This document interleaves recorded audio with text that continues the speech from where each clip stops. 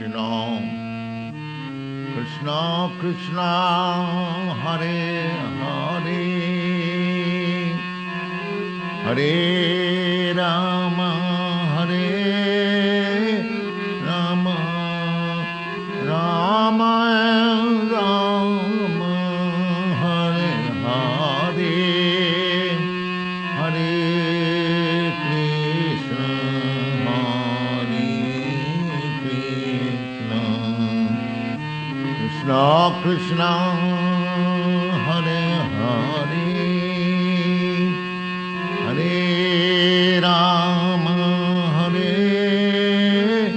Rama, Rama Rama, Hare Hare, Hare Krishna, Hare Krishna.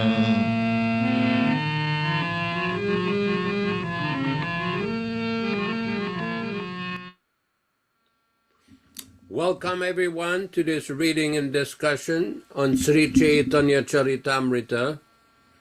This week I'll be conducting the program. Vishwakarma Prabhu is in transit between Canada and Mexico for a special preaching program. They'll be joined there by Krishna Kishore and some other devotees for some Sankirtan program. We will be reading from Caitanya-caritāmṛta, and also we will have a special event, which is a special section after we finish our introduction to the Caitanya-caritāmṛta, based on how to take a bath in the 7 sacred rivers of India. How to take a bath in the 7 holy rivers of India.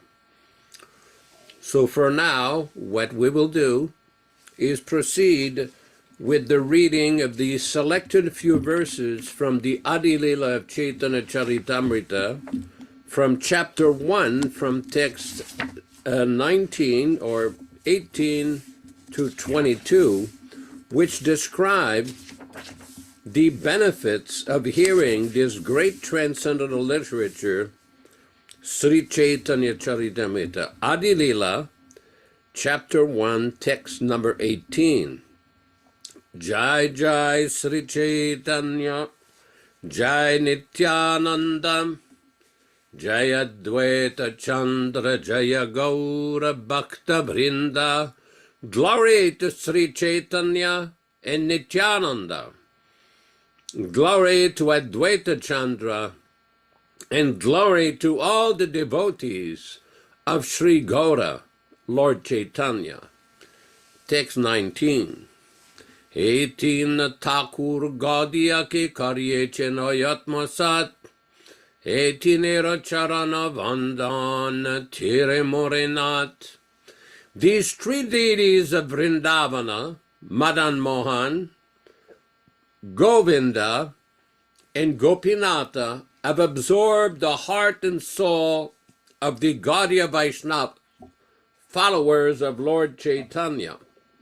I worship their lotus feet, for they are the lords of my heart. Text number 20. Grantera Rambi Kari Mangala Charana, Guru Vaishnava Bhagavan Tinera Smarana.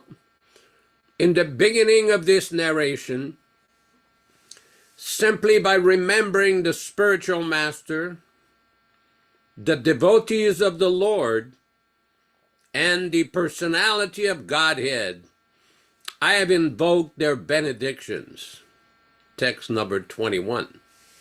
Se Mangala Charana, Se Mangala Charano Ai Trivida Prakar, Vastu Nirdesha Shiravada Namaskara.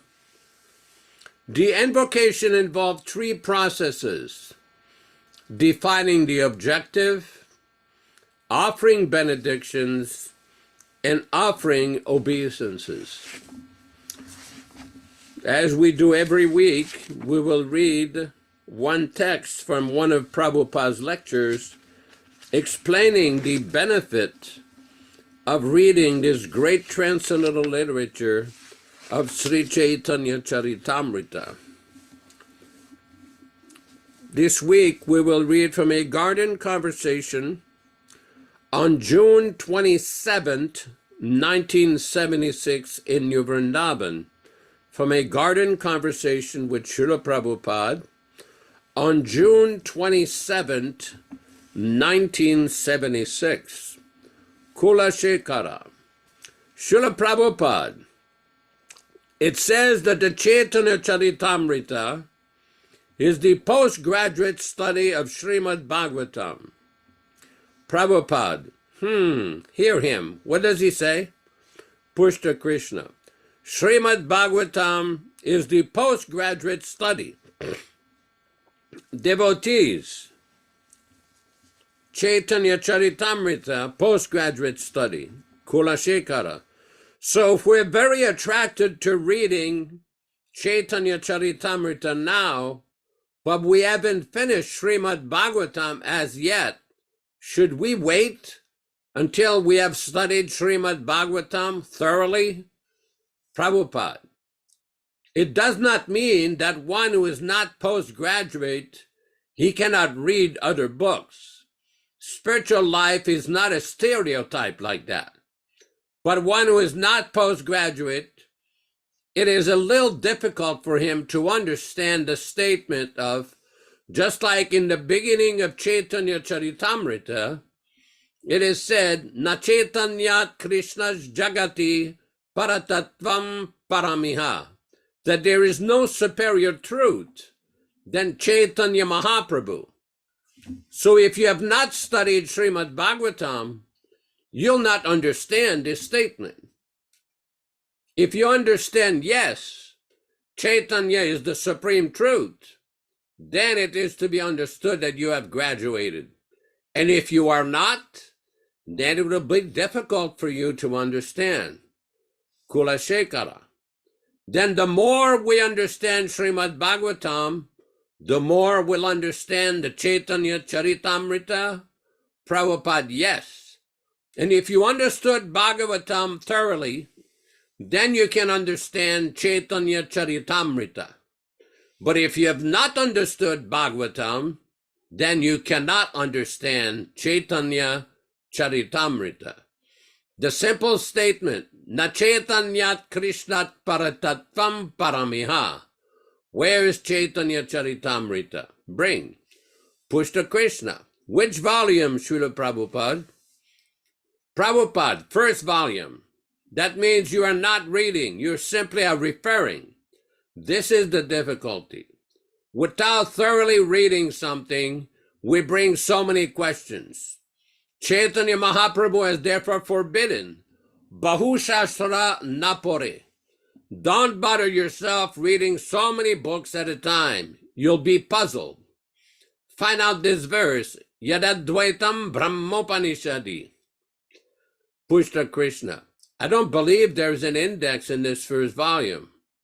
Prabhupada, in the first chapter you'll find Drishtadumna, 17th verse. What is described in the Upanishads? Prabhupada, Yadadvaitam Brahmopanishadi. Pushta Krishna. Yadadvaitam Brahmopanishadi tadapi asyatanubha. Yatmantaryami Purusha iti sosyam shavibhavaha. Shadeshvaryeh Purno Yaya Bhagavan Satsvayamayam Na Caitanyat Krishna's Jagati Paratatvam Paramiha. From Caitanya-caritāmṛta, Adilila 1:3.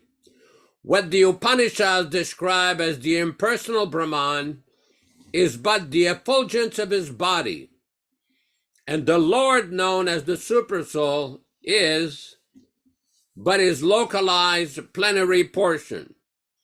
He is the supreme personality of Godhead, Krishna himself, full with 6 opulences.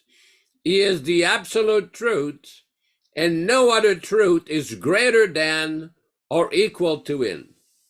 Prabhupada. This is the beginning of Caitanya-caritāmṛta. So will anyone be able to understand this verse? Everything is stated there. What is Chaitanya?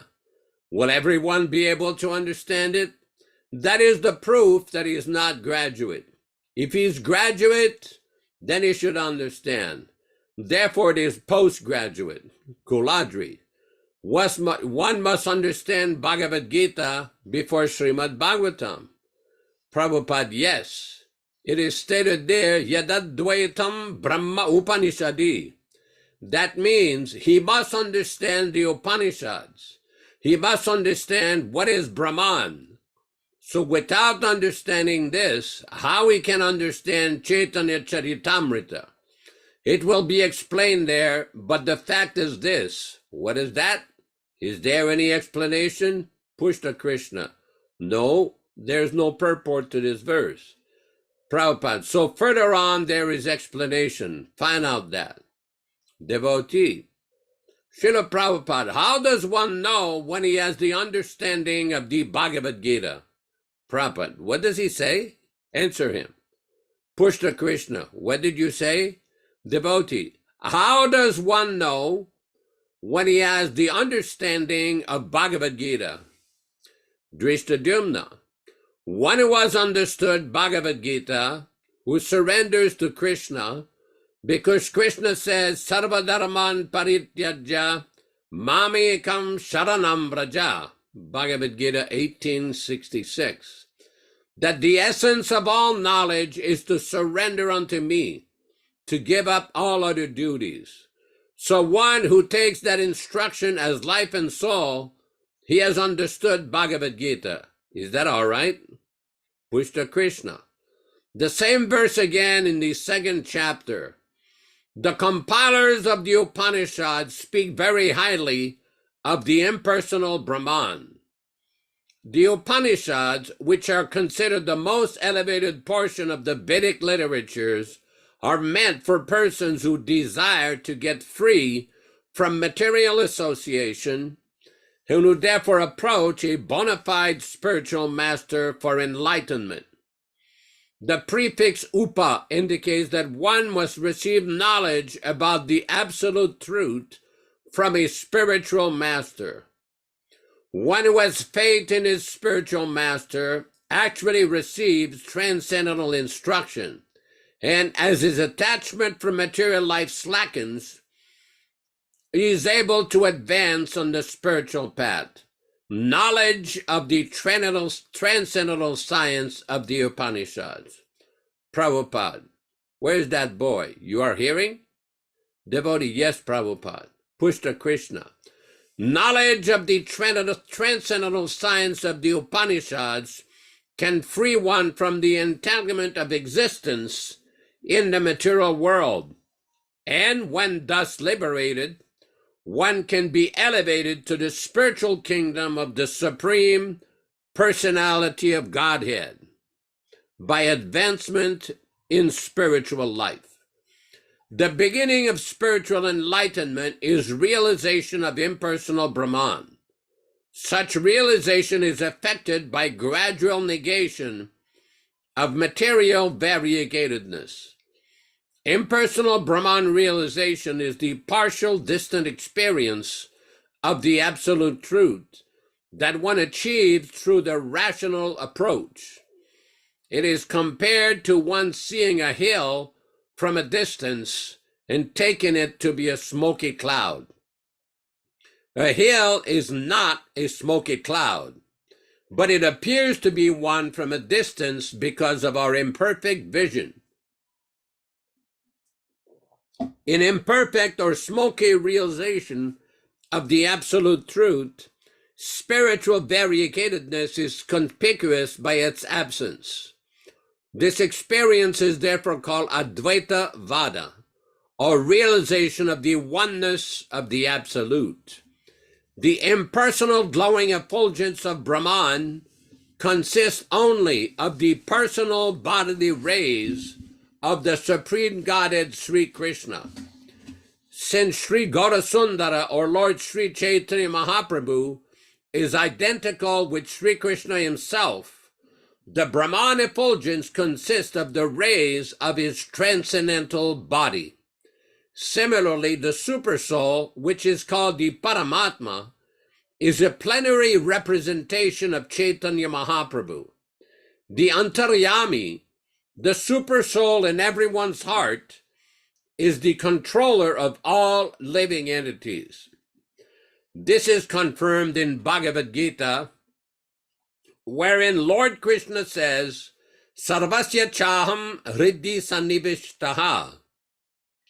I am situated in everyone's heart. Bhagavad Gita 15:15. Bhagavad Gita also states, Bhoktaram yajñatapasam sarvaloka maheshwaram. Bhagavad Gita 5:29, indicating that the Supreme Lord, acting in his expansion as the Supersoul, is the proprietor of everything. Similarly, the Brahma Samhita states, Andantarasta paramanuchayantarastam. Brahma Samhita 5:35. The Lord is present everywhere within the heart of every living entity and within each and every atom as well. Thus, by the Supersoul feature, the Lord is all-pervading. Furthermore, Lord Chaitanya is also the master of all wealth, strength, fame, beauty, knowledge, and renunciation, because he is Sri Krishna himself. He is described as Purna, or complete. In the feature of Lord Chaitanya, the Lord is an ideal renouncer, just as Sri Rama was an ideal king. He accepted the order of sannyas and exemplified exceedingly wonderful principles in his own life.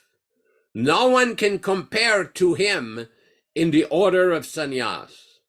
Although in Kali Yuga, acceptance of the sannyas order is generally forbidden, Lord Chaitanya accepted it because he is complete in renunciation. Others cannot imitate him, but can only follow in his footsteps as far as possible. Those who are unfit for this order of life are strictly forbidden by the injunctions of the Shastras to accept it. Lord Chaitanya, however, is complete in renunciation as well as all other opulences. He is therefore the highest principle of the absolute truth. By an analytical study of the truth of Lord Chaitanya, one will find that he is not different from the Supreme Personality of Godhead, Krishna. No one is greater than or even equal to him. In Bhagavad Gita, Lord Krishna says to Arjuna, Mattaha parataram nanyat, kinchidasti dhananjaya. Bhagavad Gita 7:7. O conqueror of wealth, Arjuna, there is no truth superior to me. Thus, it is here confirmed that there is no truth higher than Lord Sri Krishna Chaitanya. The impersonal Brahman is the goal of those who cultivate the study of books of transcendental knowledge, and the Supersoul is the goal of those who perform the yoga practices. One who knows the Supreme Personality of Godhead surpasses realization of both Brahman and Paramatma, because Bhagavan is the ultimate platform of absolute knowledge. The personality of Godhead,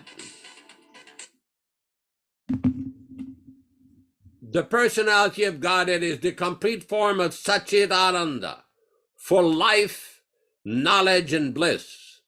By realization of the Sat portion of the complete whole, unlimited existence, one realizes the impersonal Brahman of the Lord. By realization of the Chit portion of the complete whole, unlimited knowledge, one can realize the localized aspect of the Lord, Paramatma. But neither of these partial realization of the complete whole can help one realize Ananda, or complete bliss. Without such realization of Ananda, knowledge of the absolute truth is incomplete. This verse of Caitanya-caritāmṛta by Krishnadas Kaviraja Goswami is confirmed by a parallel statement in the Tattva Sandarbha by Srila Jiva Goswami.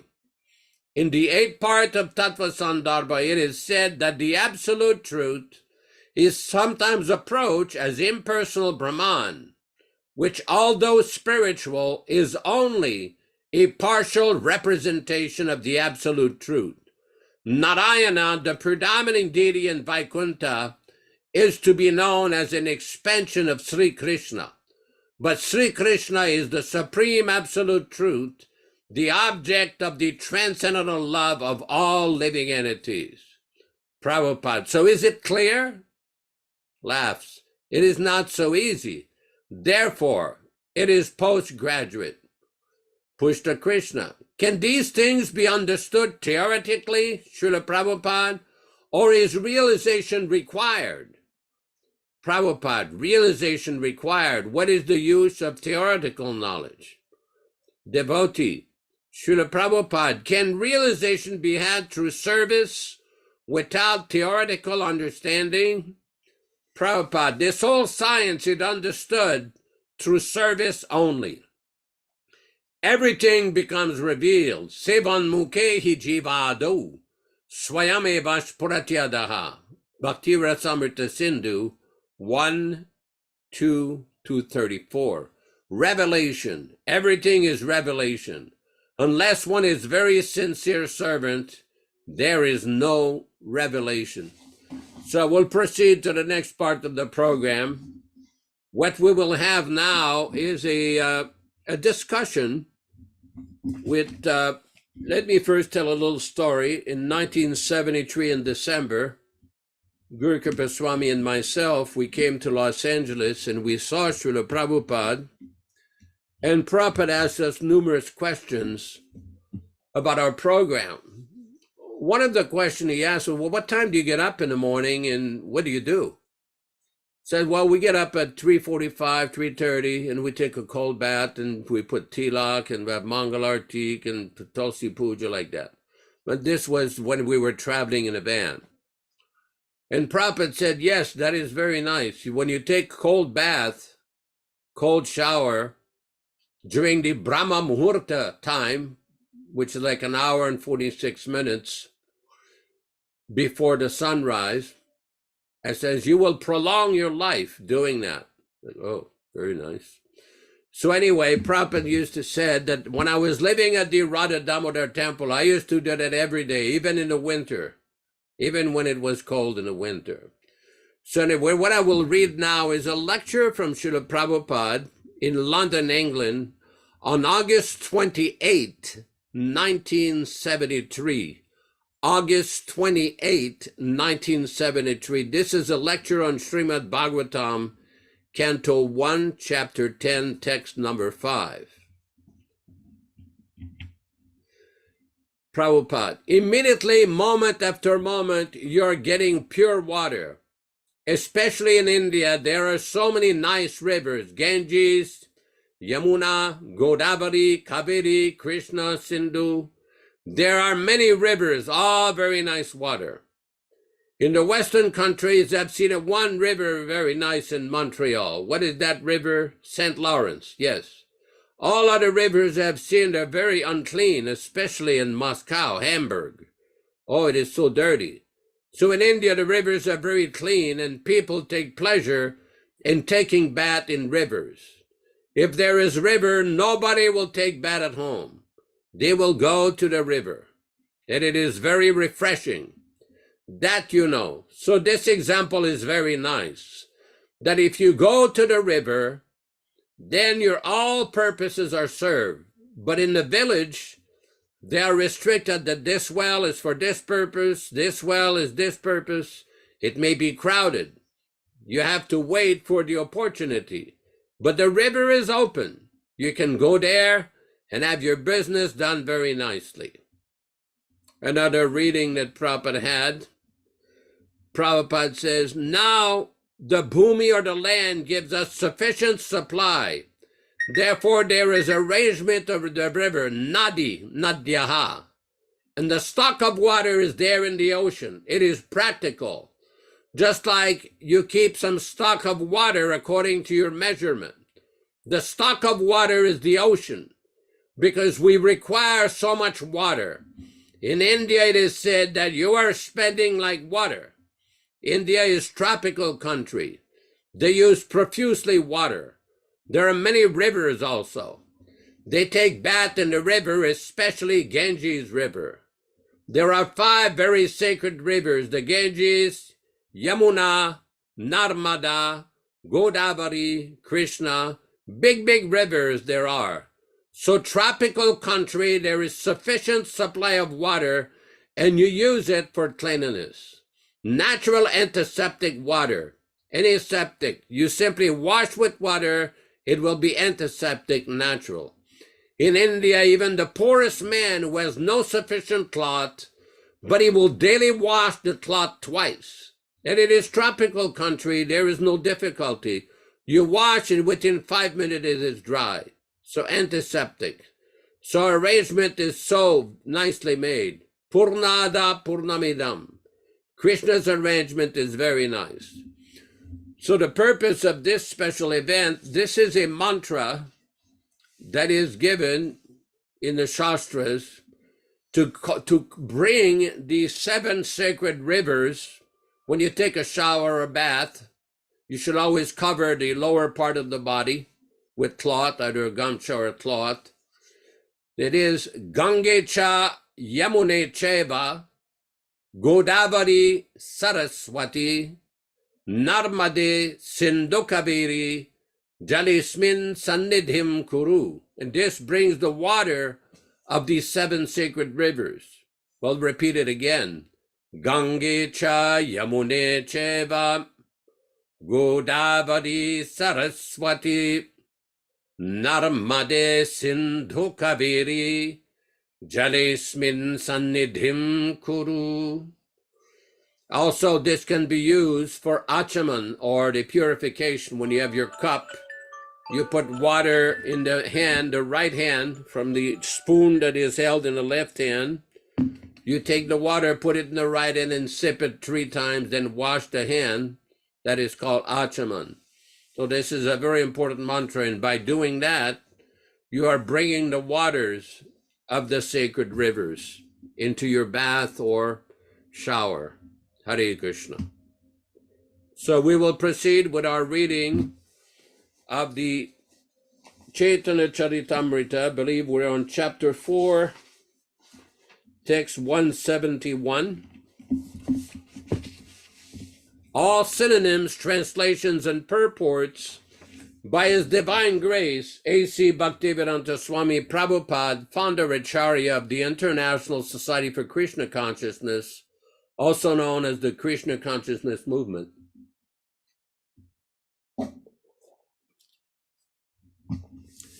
Text 171. Ataeva kama preme bahuta antara kama andatamaha prema nirmala bhaskara.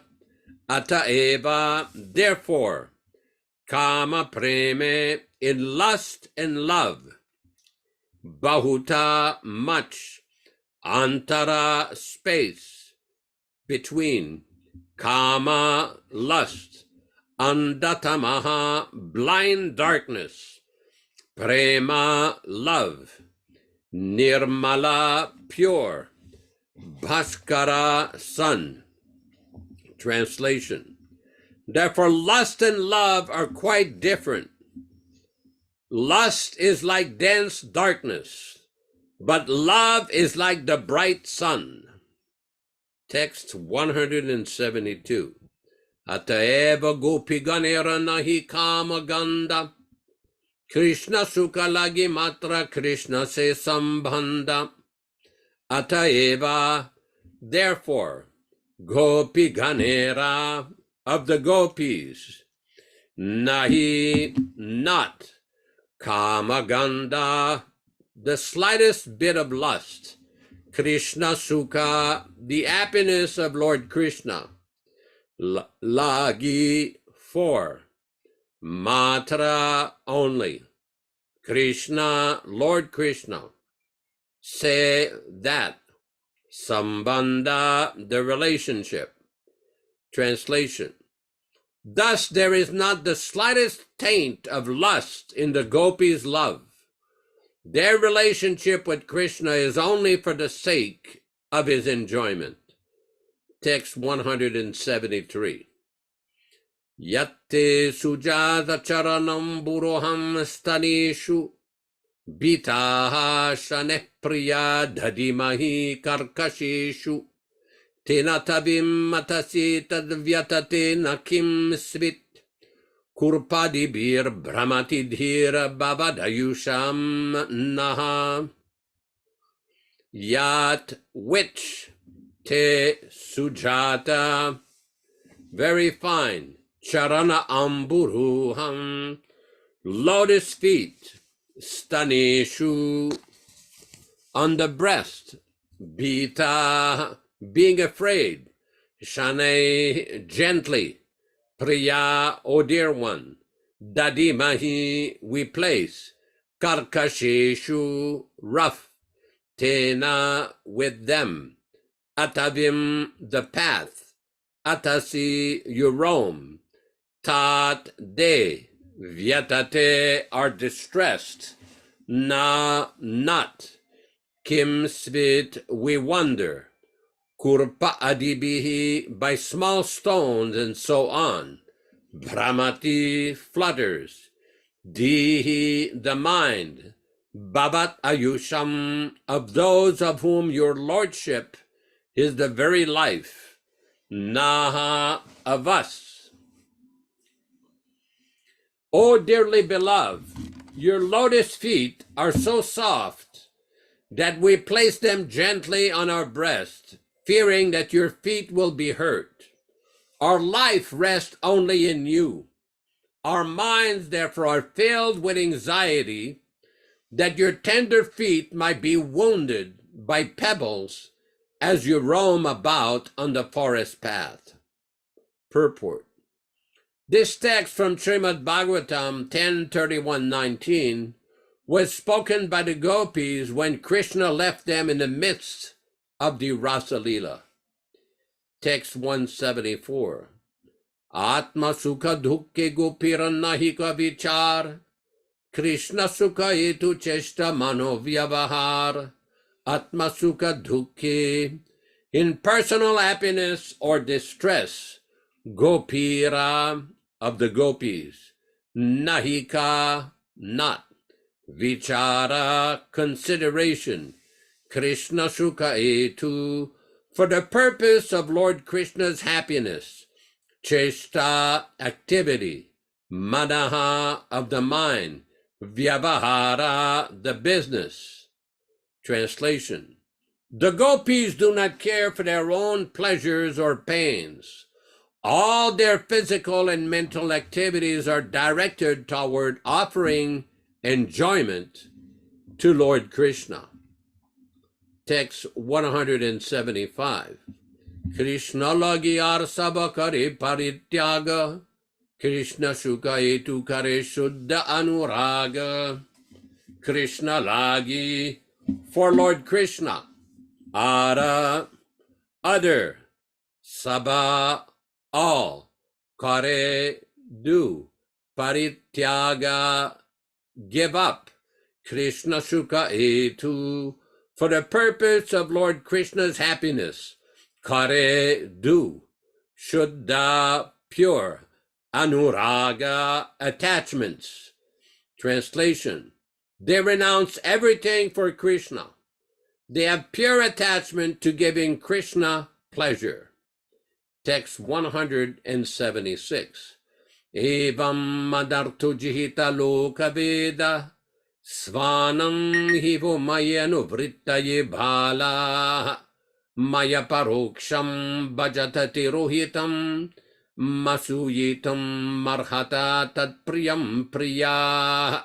Evam, thus, mat artha, for me, ujjihita, rejected, loka, popular customs, veda, Vedic injunctions, Svanam, own families, he certainly, Va of you, Mayi me, Anuvrittaye, to increase regard for, Abalaha, O women, Maya by me, Paroksham invisible, Bhajata favoring, Tirohitam withdrawn from sight, Ma me, Asuyitam to be displeased with, Ma'arhata you do not deserve, Tat therefore, Priyam who is dear, Priyaha, O dear ones. Translation. O my beloved gopis, you have renounced social customs, scriptural injunctions, and your relatives for my sake. I disappeared behind you only to increase your concentration upon me. Since I disappeared for your benefit, you should not be displeased with me. Purport. This text from Srimad Bhagavatam 10:32-21 was spoken by Lord Krishna when he returned to the arena of the Rasa Leela. Om Ajnana-timirandasya Jnananjana Shalakaya Chakshuranmilitam Yena Tasmai Shri Gurave Namaha Namaum Vishnupadaya Krishna Prestaya Bhutale Srimate Bhaktivedanta Swamin Niti Namine Namaste Saraswate Deve Gauravani Pracharine Nirvishesha Shunyavadi Pashatya Deshatarine Bhakti Siddhanta Shishyaya Bhakti Vedanta Namine Prasannaya Prashantaya Tasmai Shri Gurave Namaha Bhagavad Vandanam Khadyam Guru Vandana Purvakam Kshiram Sharkara Yuktam Kadati Visheshataham Adadhanastrinam Danter Idam Yachi Punaha Punaha Srimad Rupa Padam Bhoja Dhulishyam Janma Janmani Amsho Bhagavatu Smyaham Sadadasu Asmi Sarabata Tat Kripa Pikshako Nityam Tat Prishta Shat Karomi Svam Sri Krishna Chaitanya Prabhu Nityananda Shri Advaita Gadadhara Shri Vasadi Gaura Bhakta Vrindam Hare Krishna Krishna Krishna Hare Hare Hare Rama Rama Rama Hare Hare.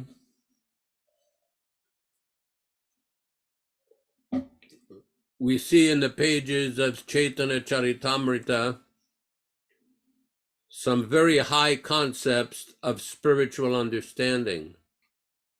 Very clear presentation by Srila Krishnadas Kaviraj Goswami.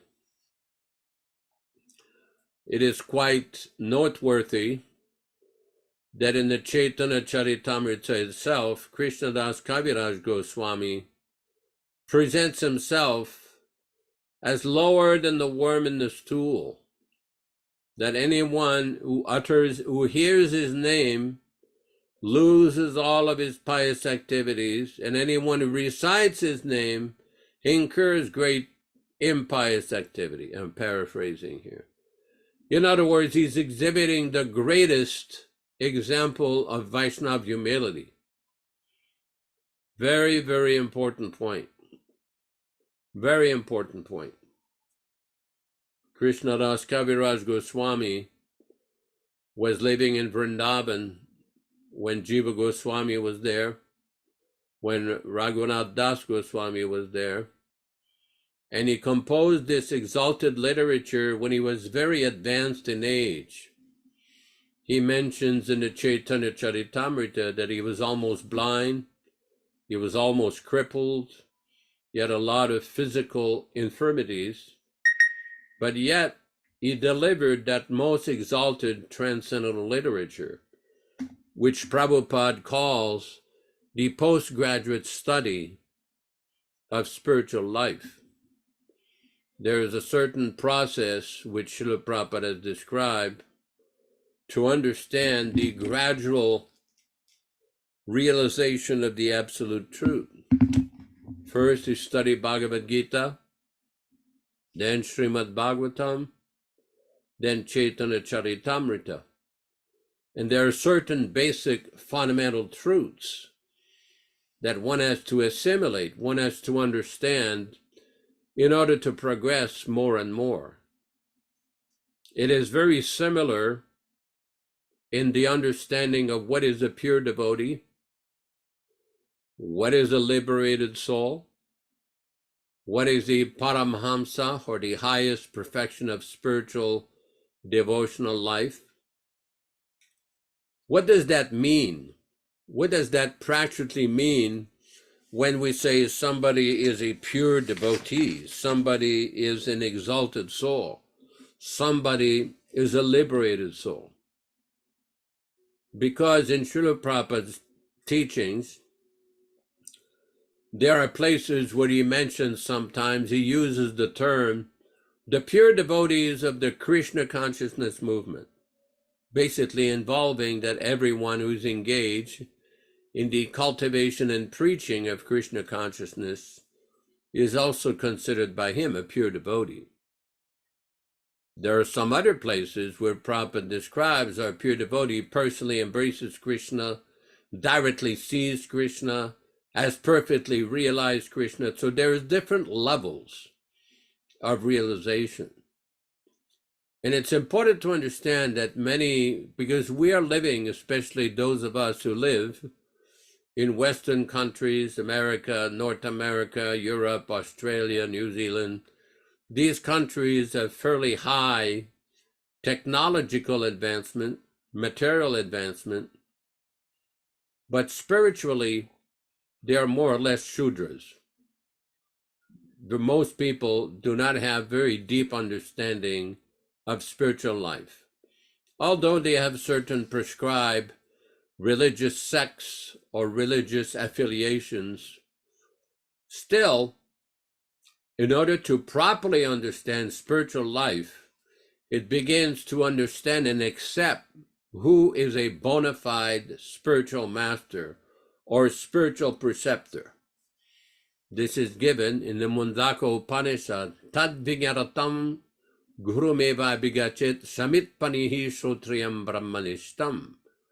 That in order to understand the transcendental science, one has to approach a bona fide teacher, a bona fide preceptor, to understand spiritual life. Now, previously, from a historical perspective in India, people used to approach a guru.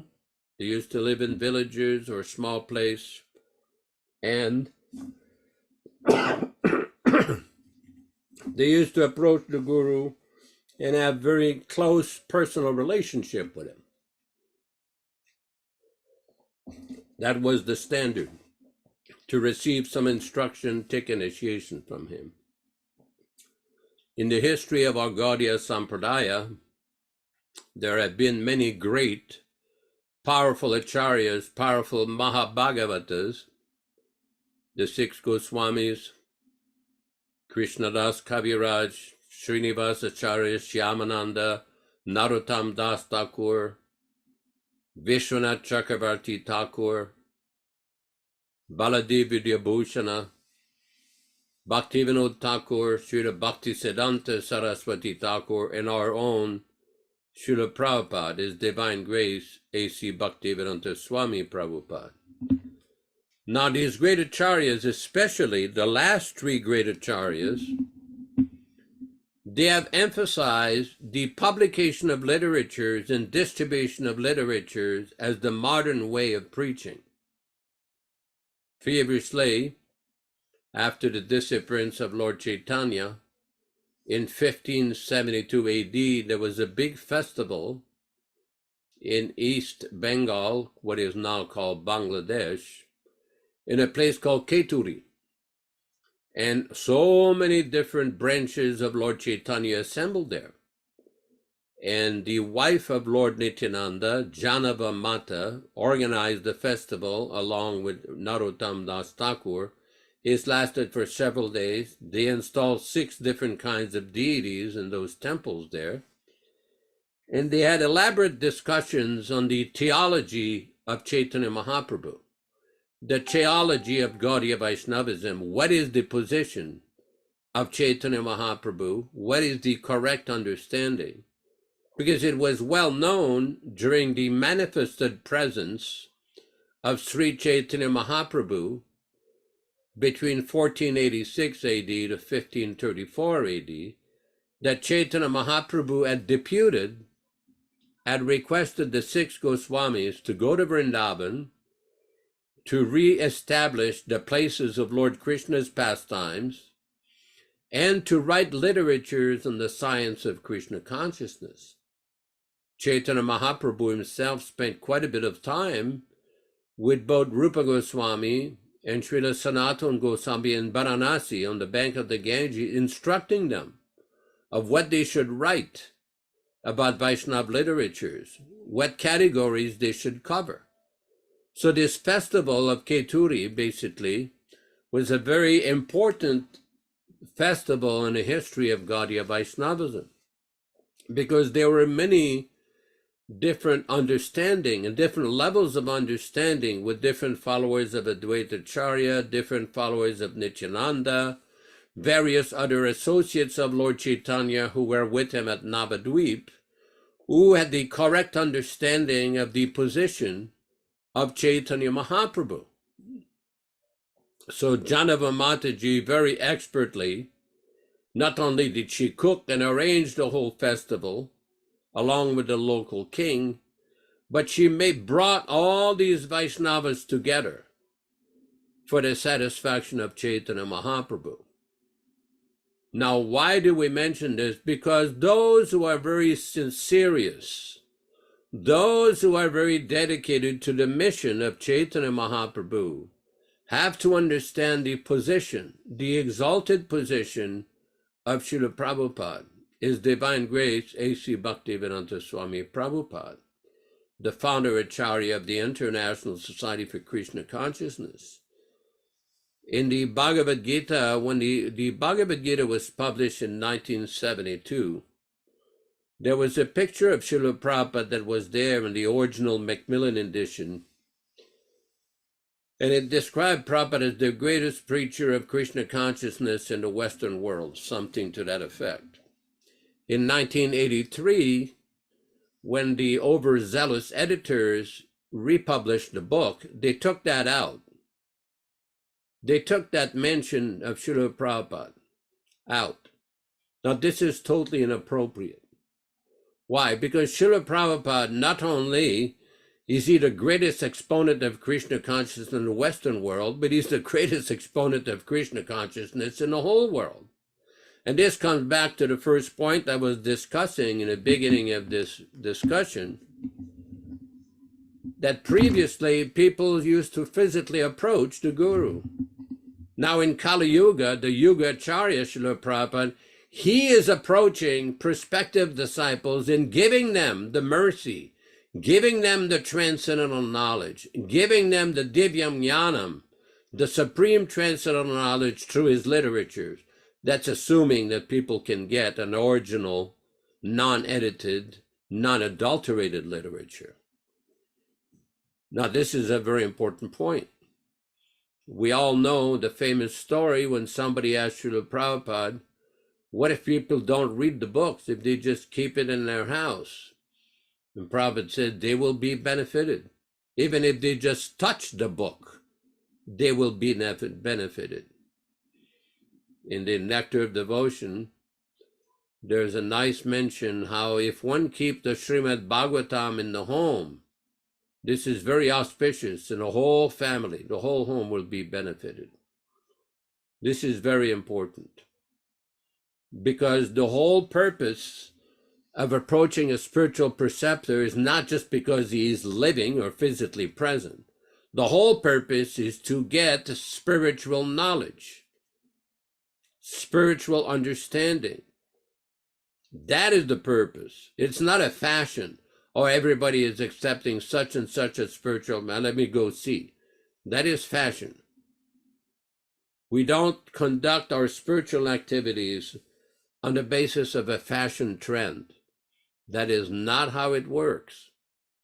Those who are serious about spiritual life should make a detailed study of Srila Prabhupada's teachings, engage in chanting the Maha Mantra, associate with like-minded devotees, worship Krishna, chant the holy name, and gradually try to bring up to chanting 16 rounds a day if one doesn't do that already.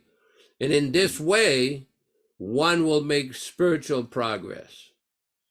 This is the actual process that Prabhupada is given. This is the actual spiritual understanding. Now, there's another understanding that has been propagated by some persons.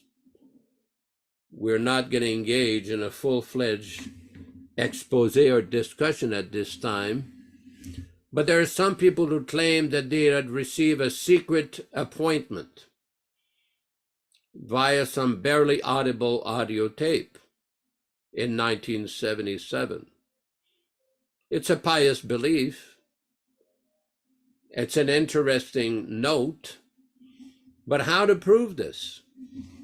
How will they ever be able to prove this, since there is no record between April of 1977 and November 14th, 1977, when the Acharya chose to depart from this mundane world? He's still here spiritually.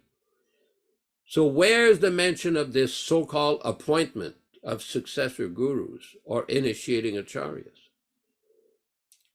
The other day I was discussing with a devotee who was asking a question on this issue. And he was saying, well, the first point should be, how does Srila Prabhupada define initiation or initiated? This is very important, because many people say, well, we should follow the tradition. Well, the tradition according to whom? Who's going to define the tradition? If we want to understand Prabhupada's teachings, we have to understand how Prabhupada defines certain terms, certain words, certain expressions. That is how to understand.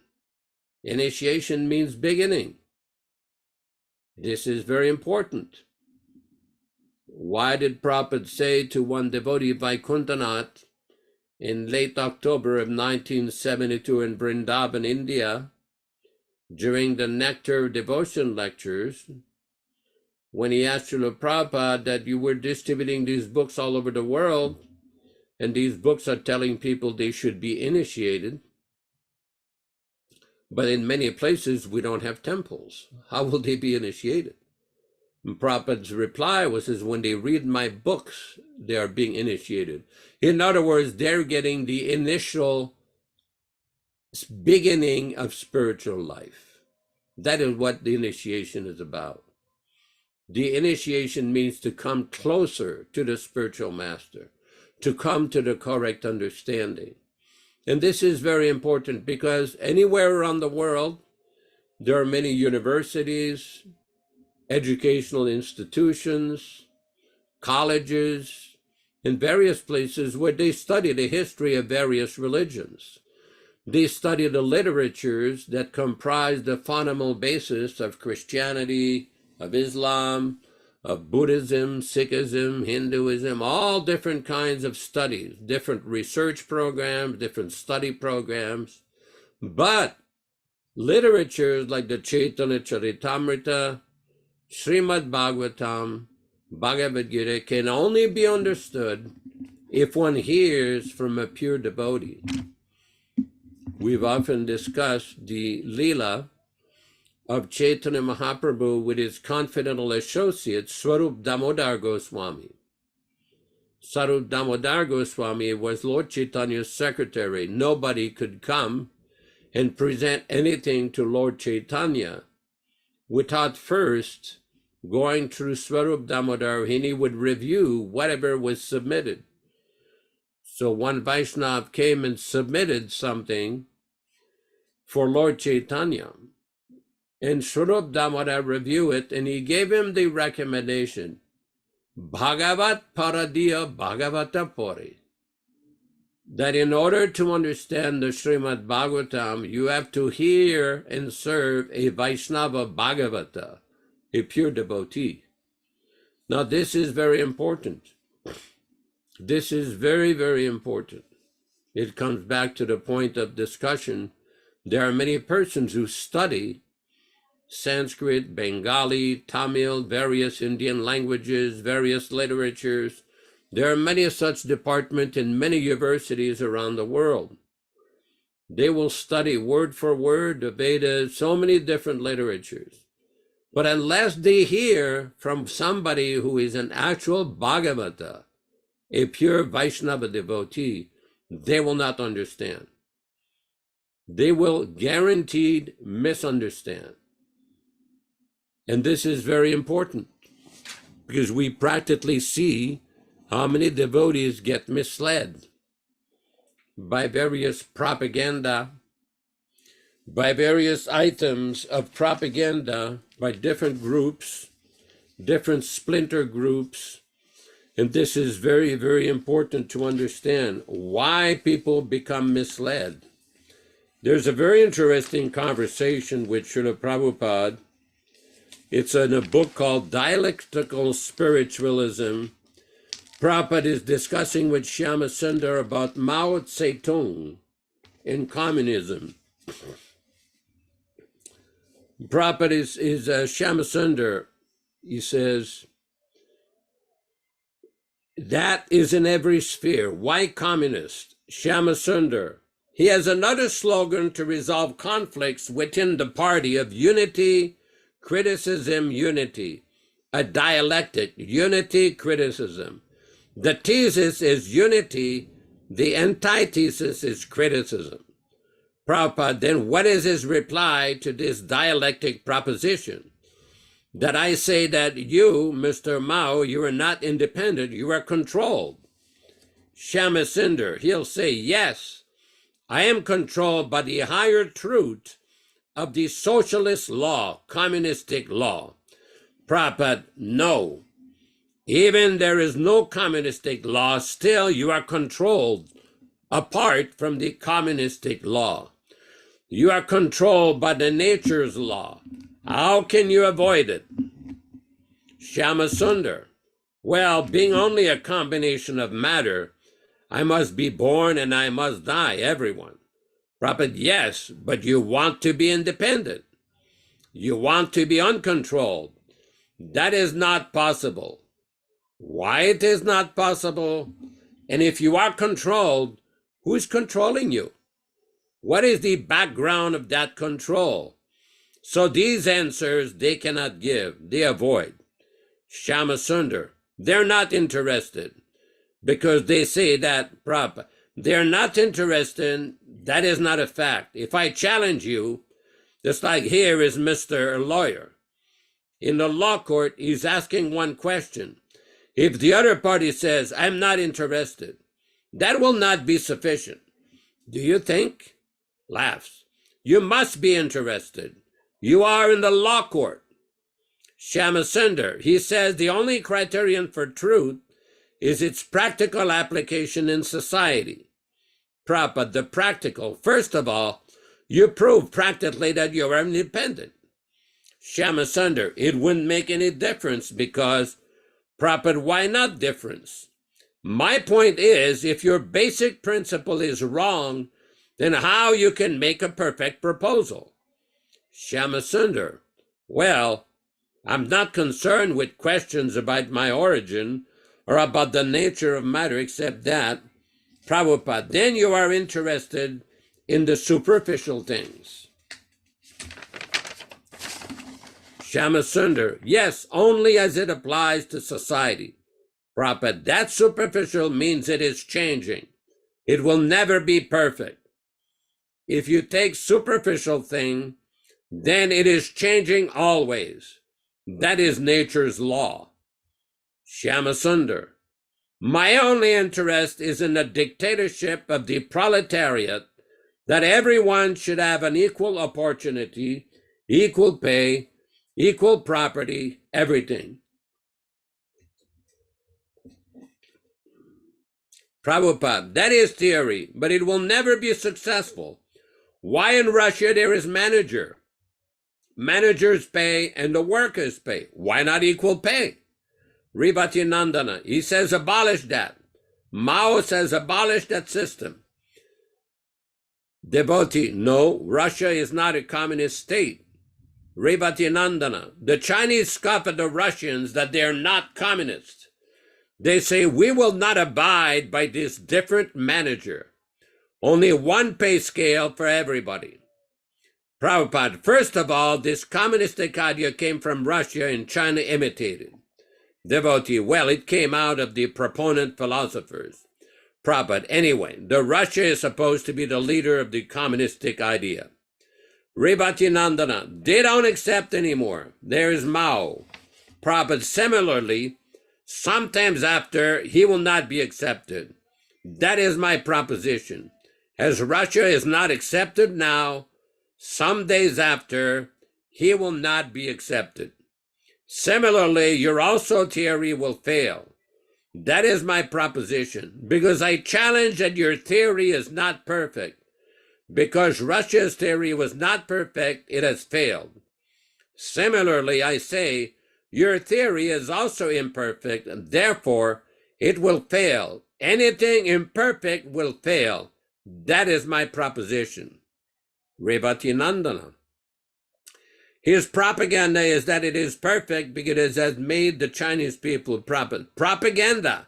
By propaganda, you can do anything. That is a different thing.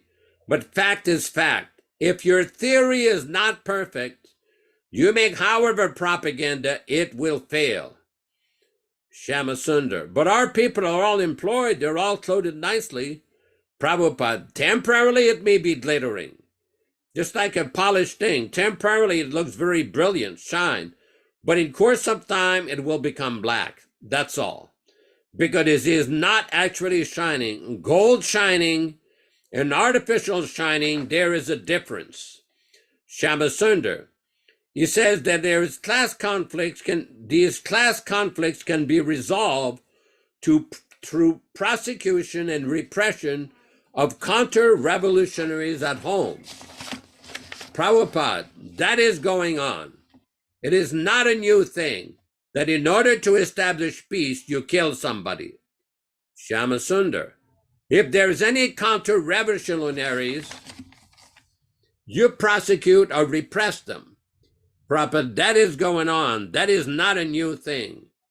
That is going on in the animal kingdom. What is the use of your philosophy? Without having philosophy, this is going on in the animal kingdom. So what is the use of your philosophy? By philosophy, you give something which will not create any conflict. But by conflict, by crushing, by subduing, if you want to establish your peace, then what is the value of this peace? Shyamasundar. He says, we also have to prevent foreign intervention. Prabhupada, if your theory is perfect, why there should be foreign intervention?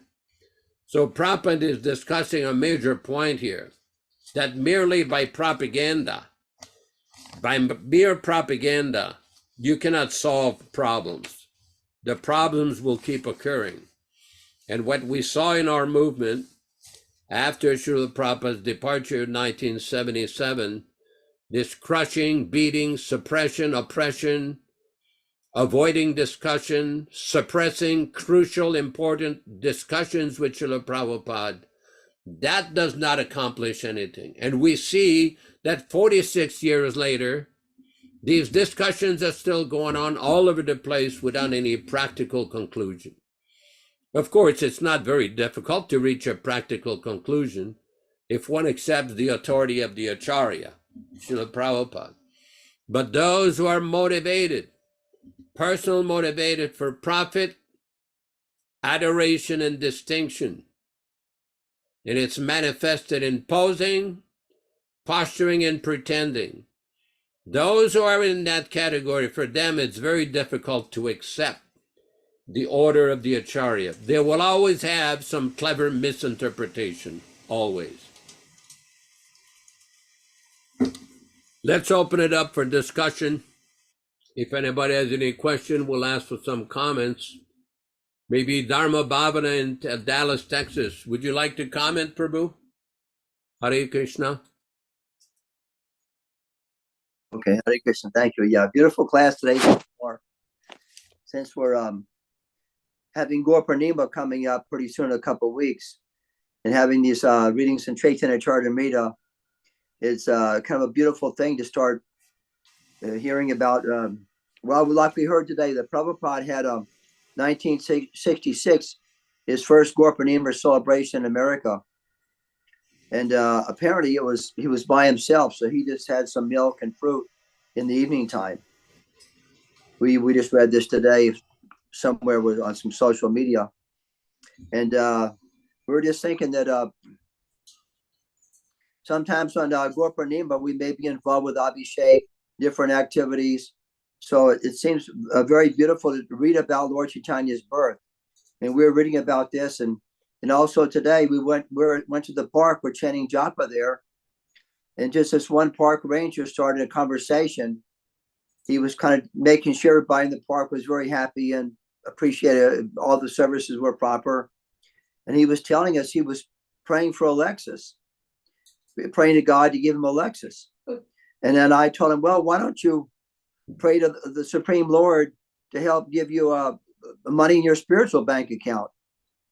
And he said, yeah, you're right. So we had a little discussion about this, philosophical discussion for about 10 minutes.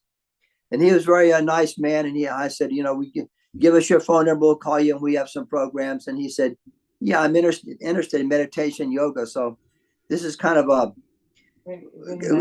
we may feel like we're alone sometimes, and then something like this happens. It happens almost every day or a few days that you meet somebody and out in the public at a park. So this is kind of the spirit of Gaur Purnima, that Lord Chaitanya is blessing all of us. He's very happy when we read about his pastimes. And thank you for the class today. Hare Krishna. Hare Krishna. I guess it comes back to the point I was making, that Srila Prabhupada, through his books all over the world, he is approaching different individuals in all kinds of circumstances.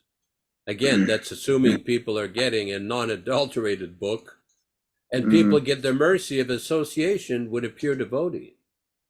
You cannot expect that everyone, even during Prabhupada's manifested presence, when we study how Prabhupada conducted things, he had different associates, different leaders, different devotees doing things on his behalf. He was training devotees to become actual representatives of his mission, to become actual representative of the mission of Chaitanya Mahaprabhu, to take responsibility to preach, to give the knowledge to others. And the principal means by which he did this was the Brihad Madanga preaching effort. Now, previously in Bengal, they had the Goswami families, that Bhaktivinoda Thakur refers to those as different Upasampradayas, who over the ages, they became contaminated with this monopoly idea, that because somebody was born in a family of an associate of Lord Chaitanya, they thought that this is very special, we're in a special position, we're the only ones. And we see this in Vrindavan with caste Goswamis, in Navadvip and other places in Bengal, with people thinking that they are in a very special position. It's interesting, in one lecture, Srila Prabhupada says, well, that kind of Nityananda Vamsad who claim that I'm a descendant of Nityananda, they sit, eat very nicely with their wife and family, and don't do any preaching. This is not very good. And what Prabhupada and Bhaktivinoda Thakur and Bhaktisiddhanta Saraswati Thakur did is a revolution in the mode of preaching of the Gaudiya Sampradaya. It says, let the Brihad Madanga, the distribution of literature, go all over the world. Let it be distributed. Let the mercy come everywhere. That's why Prabhupada's books are so important. Everybody should have some of Prabhupada's books that you give to people. When you meet them, when you talk with them, somewhere or other you have an encounter with them, you give them a book. This would be the greatest benefit to anybody. I see that we have our good friend Dr. Nilesh Prabhu in Florida, in Miami. Prabhu, Hare Krishna, Hare Krishna. Hare Krishna, Prabhuji. All glories to Srila Prabhupada. My question to you, Yashodanand Prabhu, is you were talking about the how you should avoid people who are after profit, adoration, and distinction. And right now, as we speak, we are witnessing the inauguration of the TVOP, the Temple of Vedic Planetarium in Mayapur. And on YouTube, we see that they just inaugurated the biggest Narasimhadev temple in the world. And it is pretty ornate. I mean, there are a lot of videos out there. So if we were to listen to the other camp, they say that, do you think that this such a great monument and such great opulence would have been possible by just faking ourselves through? I don't know. To ask them to answer their own question. Because it's a very grand monument, and the celebrations and everything are in a very, very big scale. And how would we say that, because we have known the background of TVOP, that how many times they have pushed back the opening of the temple, misappropriation of the funds, and everything which has gone back in the history of this TVOP. Even after when I forget his initiated name, the grandson of Mr. Ford, he took over the responsibility. I remember he saying that, it will be opened in 2000, 2005, 2010, 2020, and then it finally in 2024, it's still not in a complete condition, but they are close to the completion. All we can say is we wish them the best. We just ask them not to distort the teachings. In 1971, in Calcutta, Naranarayana Prabhu, also called Vishwakarma by Srila Prabhupada, he made a model of the Mayapur temple. It looked very different. And I'm not saying this to criticize anybody, but the current temple they have there looks like the St. Peter, the Christian church in Rome. The original model that was done by Narayana and directly approved by Prabhupada. I was in Prabhupada's room when Prabhupada saw he made a model of that future temple. It looked like a Bengali, very, very big, huge temple, but the dome was Bengali architecture, traditional Vaishnava Bengali architecture. What they have there is Christian architecture, but that is besides the point. The major point, yes, you build very nice temples, that is good. In July of 1970 in New York, some devotees went and approached Srila Prabhupada. Prabhupada, we want to open hundreds of temples all over the world. And Prabhupada's reply was, yes, you open so many temples, but if you neglect or disobey the order of the spiritual master, it will be simply show bottle. And Prabhupada said, do you know what show bottle is? And Prabhupada says, just like in India, sometimes in a pharmacy, they will have some colored glass bottle, but there's no medicine there. It is simply show bottle, no effect. So if you neglect the instruction of the spiritual master, it will have no effect. In other words, what I'm trying to say here, that big buildings are very nice. You glorify Krishna, make beautiful buildings, beautiful arrangement, big temples. Do not mess up his teachings. Do not change his book. Garuda Prabhu, I see you have your hand up. Perhaps you'd like to make a comment, Prabhu. Hare Krishna. Hare Krishna. Yashodanandaji, thank you so much for your wonderful discourse, as usual. I very much appreciate it. About the temple, the TOVP, Prabhupada didn't give detailed instructions for the TOVP, and he left it up to devotees to fill in the details and so forth. What I found was a theological discrepancy in the big dome, the middle dome. The plan is to have the whole physical universe from bottom to top to be displayed in a chandelier, which would be hovering over the deities, the Guru Parampara altar, the Panchatattva altar, and the Radhamadava and Ashtasaki. Ashtasakis. Right, Ashtasaki. So the problem here is, now this is where, we're talking about the Caitanya-caritāmṛta tonight. And when you, Yashodanandanaji, you read in the 4th chapter of the Adi Lila, Mahaprabhu Gauranga said, I have come to give the sweetness, the vision of sweetness, and all the world is enamored by Aishwarya. I'm coming to deliver the Madhurya. So what happens is there is a conflict, a theological and aesthetic conflict of focal points. So the devotees are down on the bottom level, meditating on the highest, as supposedly, but above them is the bottom end of the physical universe. How does that make any theological sense? How is that aligned with the Caitanya-caritāmṛta's teachings?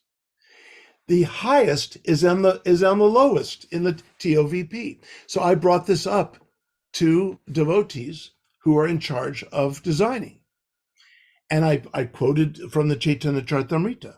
I said that the devotees chanting in the bottom will be seeing visitors in balconies up in the whole physical universe chandelier.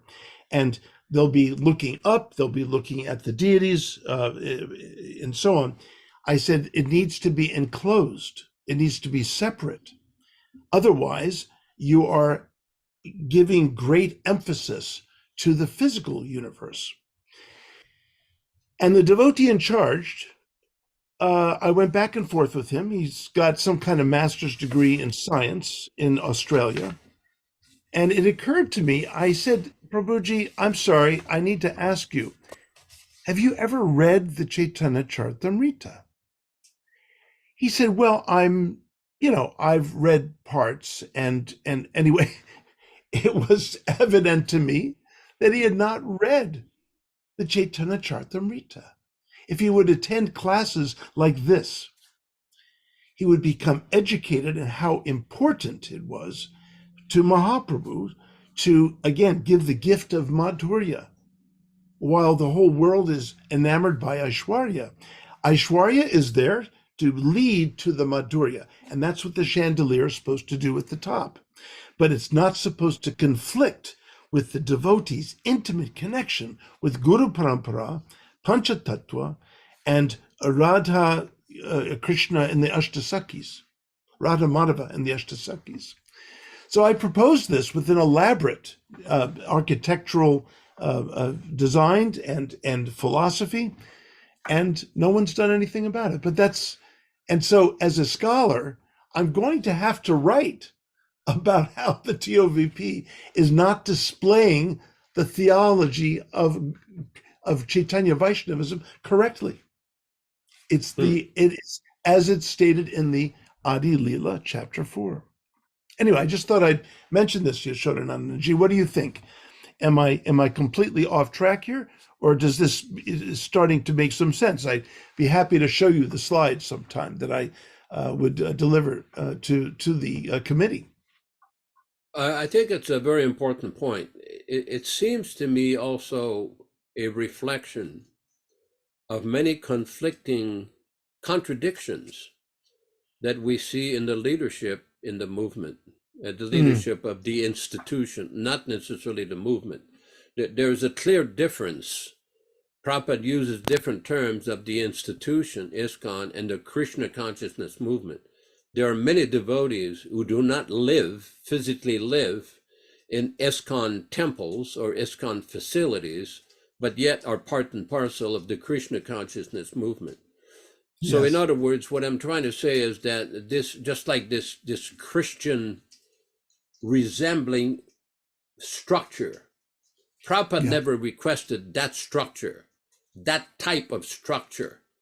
Right. No, the original idea was to have a separate display of the structure of the universe and everything. But Prabhupada gave many instructions to different people, so they may have their own interpretation, which is, we often see coming up. And just like I say, that my attitude with this is we wish them the best. We're not going to criticize any of their efforts in Mayapur. What personally and what Vishwakarma and many other devotees object is the distortion of the teachings of the foremost representative of Chaitanya Mahaprabhu Srila Prabhupada, because that is very dangerous. Because we see in the traditional Vaishnava Sampradayas, particularly the Madhva, the Ramanujas, the Nimbarkas, that they have a very strict policy that you never touch, you never alter, you never change, you never, what they call in Sanskrit, the Sarva Mula Granta, the original text that is the fundamental premise of these Sampradayas, you don't start touching that. No. Because even in Sanskrit, somebody may say you can have different ways of saying Sanskrit that will not alter the meaning, but you can have different grammatical combinations, but you don't touch that. It is sacred. In Sri Rangam, there was one Pandit named Rangaraj Bhattar. He was a descendant of Gopal Bhatta Goswami. And we tried to go into the temple, and the priest over there refused us. They say, you cannot get in the temple. You're not Hindus. You people are Westerners. You're not Hindus. You can't come in here. The only person who can allow you in here, you have to go to his house. His name is Rangaraj Bhattar. He's the what's called Pradhan Archaka, the main priest of the whole Sri Rangan complex. Yeah. We said, okay, let's go see him. We went there, and the first thing we saw, there was a picture of Lord Chaitanya on the wall. We asked him, why do you have a picture of Lord Chaitanya on the wall? You're from the Ramanuja Sampradaya, Sri Vaishnava. He says, you do not know. This is the house where Chaitanya Mahaprabhu stayed when he came to Sri Rangam in 1510 AD. We're like, oh. He says, we are descendants of Gopal Bhatta. Oh. And he showed us the actual chart of his family descendants, and he took us to the temple. They gave us special darshan. And as part of that tour, he took us to see some Sanskrit pillar that they had with some inscriptions that were written at the time of Vedanta Deshika, who was after Ramanuja. He was a big reformer in the Sri Vaishnava Sampradaya. And basically, I asked him, in your Sampradaya, have you had any instances of somebody changing any word or any syllable? And he put his hand on his ear. He says, oh, we cannot touch anything. Nobody can touch. You can make comment. You can make commentary, like there have been many commentaries on Ramanuja's Vedanta Sutra or others, so many great acharyas, but you cannot change the original commentary. And this is the problem that I personally have with the situation in ISKCON. Many of us are getting a little old in the tooth. We won't be there very long. We won't be there in 20, 30, 40 years, or maybe in 5, 10 years. But Prabhupada's books will survive. But the way things are now, they're being translated and retranslated in different languages all around the world on a basis of a wrong translation that was done in 1983, an unauthorized, adulterated translation. This is not only non-scholarly, inappropriate, but it's basically nonsense. Prabhupada never gave the authorization to any of his disciples to change his books like that. He did not like. As a matter of fact, in 1977, on the 22nd of June, during the Rascal Editors conversation, when it was brought to Prabhupada's attention that there had been changes to his books while he was still living, his first reaction, he says, they cannot change anything. Then another very important comment he made, he says, the next printing again should be the original way. Now, some people interpret that, especially with the Srimad Bhagavatam, first canto, a few chapters, they say it should be the 1976 edition, but Prabhupada didn't say that. Prabhupada said they cannot change it, so don't change it. Leave it to the first edition. Now, one scholarly way of handling this, one technical scholarly way, is to annotate or put proper notes with sufficient scholarly explanations why there may be a difference between the 1962 edition or something. That is a proper way. But this thing of changing everything and claiming that this is the original of Bhaktivedanta, he has seen the truth and they have seen the truth. It's two entirely different ideas. Yeah. When Prabhupada says in the Caitanya-caritāmṛta, in the Adi Leela, that Jagannath Das Babaji initiated Bhaktivinoda Thakur, they didn't like that because it didn't fit into their initiation philosophy or misunderstanding of the philosophy. They took it out. They readjusted the writing. When they were challenged for an explanation, their explanation was to dear Govinda Prabhu in Florida, that this did not correspond to our understanding of initiation in ISKCON. Excuse me? Who are you? We get our understanding from the authority of Srila Prabhupada, just like the Madhvas get their understanding from Madhvacharya, the Sri Vaishnavas get understanding from Ramanujacharya, the Nimbarkas follow the Nimbarkacharya. That is the standard Vedic understanding.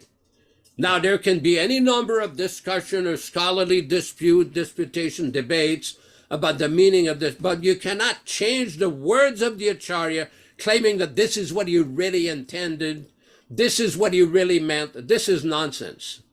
Now, you can have whatever tower you want at Mayapur, you can have whatever stones and buildings you have. When you change the teachings of the Acharya, you become disconnected. You become an apasampradaya. You don't follow the Acharya, you defy the Acharya. In Sanskrit, it's called Guru Drohi, one who challenges, who is disrespectful to the Acharya. That will not be allowed. Yeah. That is a very important point. Yes. And as I've said to you and others here, once you change Prabhupada's words without his authorization, anything after that can go. Anything, any criminal act, anything can happen. And we see that that's what has happened. Now, that's a very important point, because then people will say, well, Prabhupada, I know how to think. It's very similar to the initiation. Well, you're making so many points, but Prabhupada told us that we should manage the movement, so we made this decision in the best interest of the movement. What gives you the authority for all these interpretations, though? Yeah. Prabhupada made everything very clear. Yeah. He made everything very clear with regards to deity worship, his books, the preaching.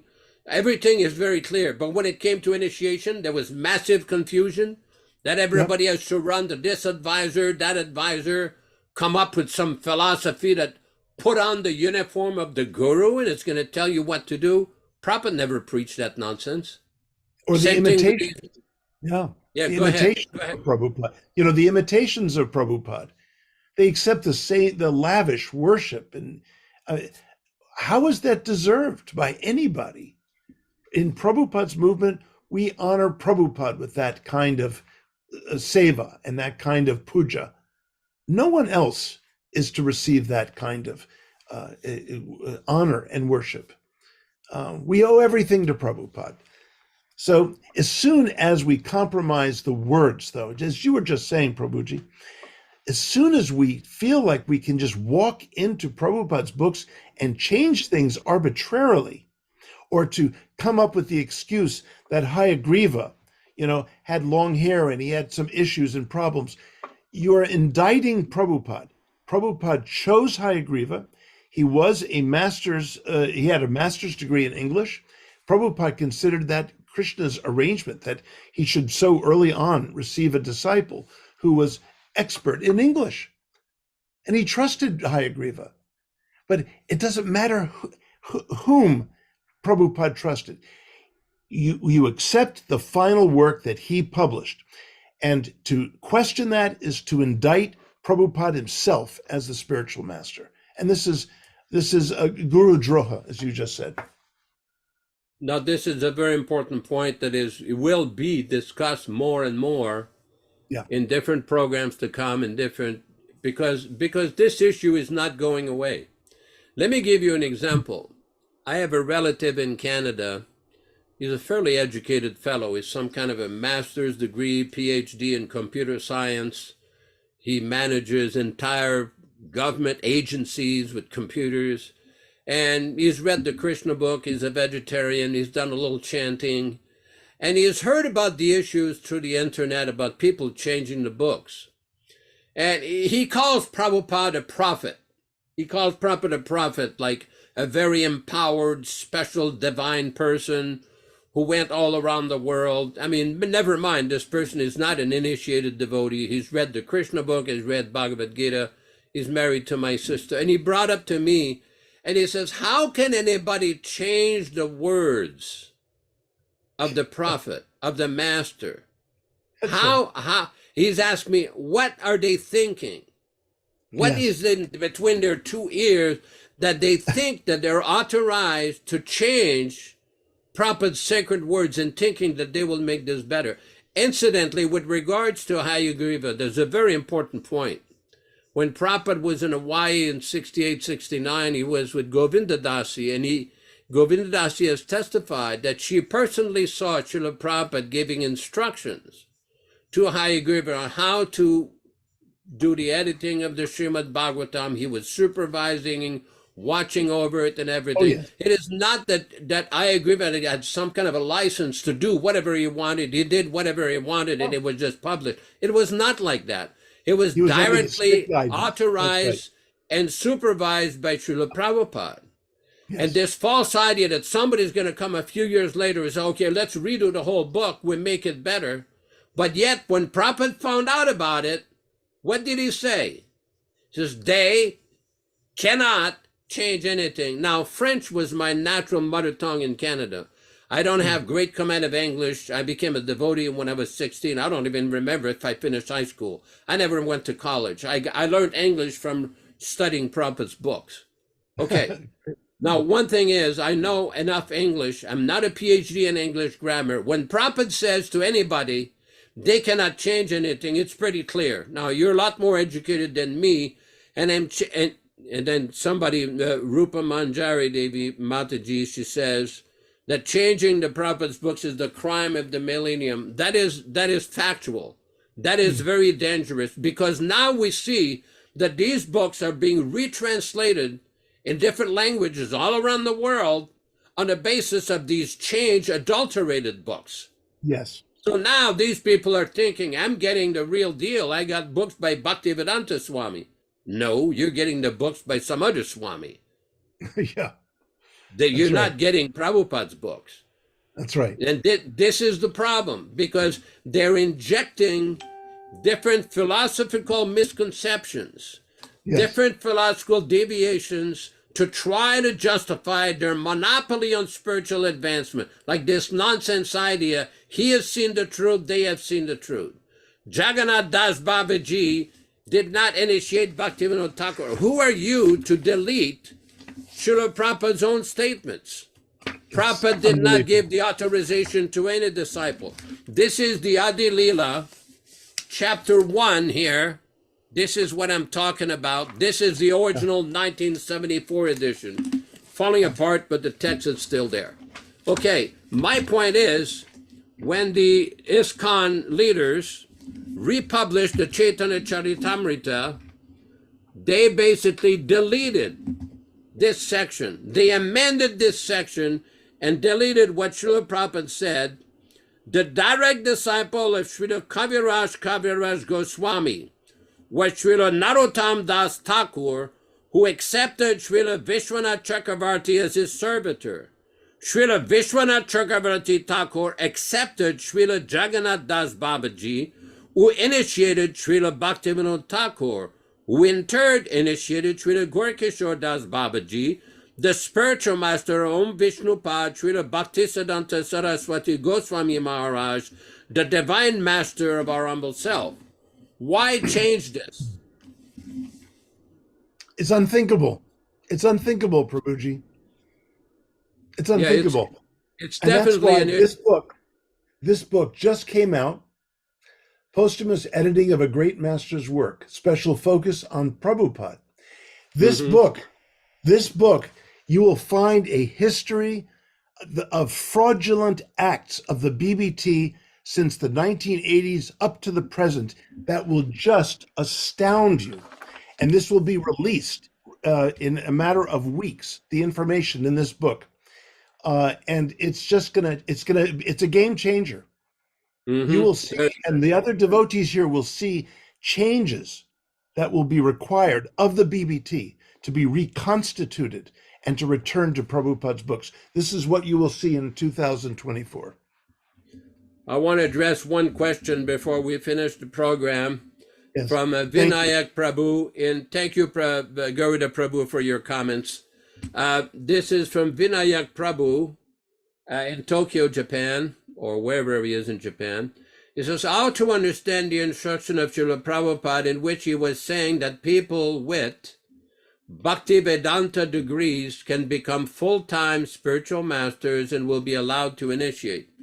Well, that instruction was given in 1969, 70 in different letters to Hamsaduta, Kirtanananda, but it was never factually introduced. There's no record of Prabhupada actually introducing that. But Prabhupada left very clear instructions in 1977 how he wanted initiations in his society and in his movement to be conducted through different officiating representative or Ritvik representatives to initiate people on his behalf. People would become Prabhupada's disciples as disciples of his divine grace. They do not accept that, unfortunately, when it comes to prove their point that they had been appointed or so-called appointed. Nobody in the last 46 years has been able to document that. So anyway, that instruction is there, but it was never implemented. Then somebody is asking, can you show the book again? Where can I get that posthumous book? You can get that book from a devotee in Los Angeles named Madhudvisa at krishna.org. This is the original book. The cover is a little, I can't manage, but the actual book is, you have to buy the set. The original set had 17 volumes. It was published in 1974, 75. And then afterwards, after 1977, they republished the Caitanya-caritāmṛta, they edited it. So my point is, once they edited once, what's to prevent them from editing again? It's a disease. It's a very dangerous disease. So as far as this, where to get that book, it's not a posthumous book, it's still living. There are many people who have it. I don't think you can get the individual book. You have to buy the set. The 17-volume original Caitanya-caritāmṛta, that is available in the this Krishna.org, or his name is Madhudvisa. I could send me an email at yasoda1008@yahoo.com, yasoda1008@yahoo.com, and I will make arrangements for you to get the book. If there's any other questions, we will conclude the program. We thank everybody for participating, and kindly excuse the long readings. I didn't have Vishwakarma to give his commentary today, so you were left with yours truly. Thank you, everybody. Puranjan, would you like to make a comment? I see that you're on the screen there. Yeah, Haribel, can you hear me? Yes, we can hear you. Yes, we can hear you. You can make a brief comment. I'm going to make this quick. Yeah, the TOVP building, around, I'm not sure, around 2006, the followers of Jai Pataka wrote to me and said, because I have helped the child molesting lawsuit, the Bangalore lawsuit, the BBTI lawsuit, and other things like that, I've cost ISKCON $100 million. And because of me, the TOVP building will not be completed on time. So they were blaming me for the building not getting done. So, but that is definitely one of the reasons it took so long, because they had a fundraising problem, and that was one of the problems. They were spending a lot of money on lawsuits. I mean, they spent $20 million just suing Bangalore. So That's part of the problem. The other thing I wanted to mention is right now in Mayapur, I can't really give all the names and details, but there's just a big meltdown going on amongst the whole congregation there. All the people who've been there for a long time are now realizing their children were molested or their friends' children were molested. And so there's a whole bunch of finger pointing and blame gaming going on and a lot of anger and resentment. And I've posted little teeny sections of some of those conversations, just altering the names of the people on my blog, so you can kind of get a little vision of what's going on there. But basically, it's all catching up, that there's just been a lot of abuse there that's gone on and on and on. So they have a big building, but they haven't, they haven't taken care of the citizens, especially the children. And it's just catching up now. That's all there's to it. That's So a that's very good point. Very basically good what- point. Go ahead. That's all I wanted to say, really. Okay. Thank you for your comment, Paranjan. I think Yeah. personally, my personal conviction, having been in the vortex of this controversy right from the beginning in 1978, and seeing the reluctance of the leaders to deal with the issues that were coming up at the time. I was with Prajimna, many devotees there in Vrindavan, many sannyasis, many learned Pandit devotees, and basically what we saw there was that there would be problems with this over nonsensical attitude that we're in charge, we're in power, we're going to decide, and you're all envious. Well, that's not the way to discuss philosophy. Just to cast aspersions, personal attacks, and nonsensical, outlandish accusations against devotees, untrue accusations, does not address the underlying philosophical issues.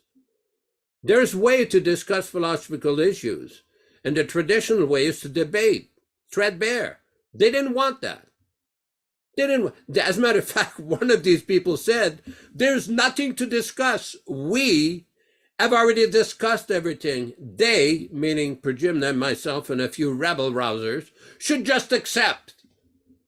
But then a couple of months later, another one saying, "Oh, you're going to see what we're going to do to them when we go to Vrindavan. There's no place in our movement for smarta Brahmins like Prajimna and Yesudanandan and all these nonsense devotees." Okay, whatever we may be, first of all, it just displays their utter ignorance of what is a smarta Brahmin, for one thing. But the point is, don't hide behind your positions to avoid the philosophical issues. And the first and foremost issue that we're going to deal with, and we're not going to stop until it is completely resolved, is this nonsense changing of Prabhupada's books. That will be done. That will be fixed. Definitely. Definitely. Venkat Prabhu, if you could please go ahead. Thanks everybody for participating. Greatly appreciate all of your comments, although we've not dealt with all the questions and everything. Thank you. We'll have the kirtan, and thanks everybody for participating. Hare Krishna. Shri Krishna Chaitanya Prabhu Nityananda Shri Advaita Gadadhar Shivasadi Gaurabhatta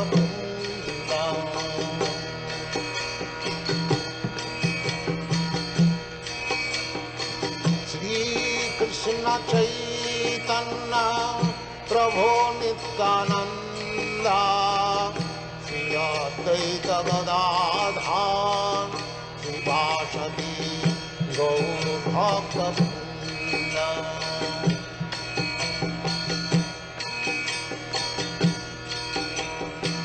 Shri Krishna Chaitanya Prabhu Nityananda Shri Advaita Gadadhar Shivasadi Gaurabhatta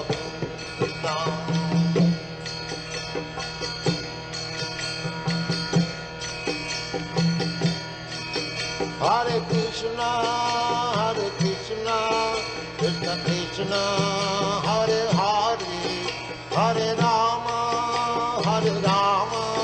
Rama Rama, Hare Hare. Hare Krishna, Krishna Krishna.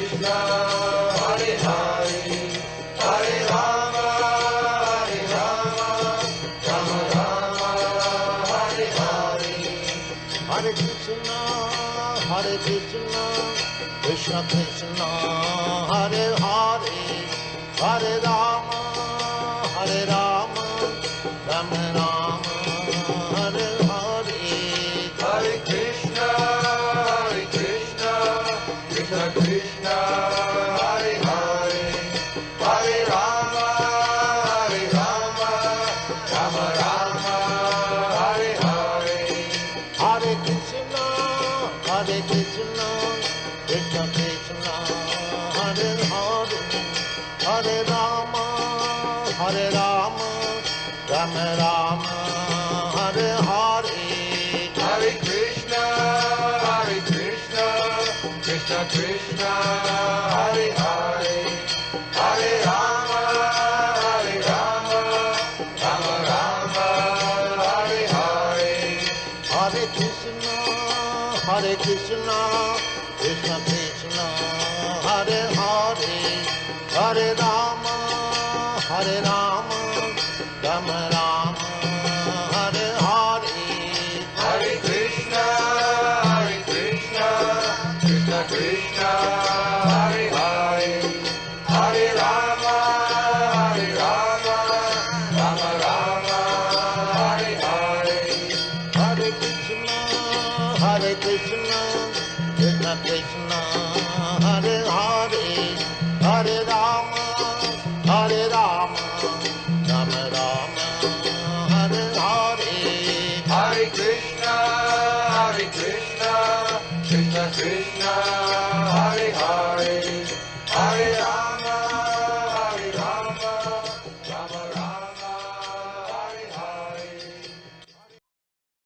Let us offer our respectful obeisances to all the Vaishnava devotees of the Lord. Vanchakalpa tarubhyascha kripa sindubhya evacha patitanam pavanebhyo Vaishnavibhyo namo namaha. Hare Krishna, Hare Krishna. Thanks everybody for participating. Your appreciation and comments are greatly appreciated. Everyone. Hare Krishna.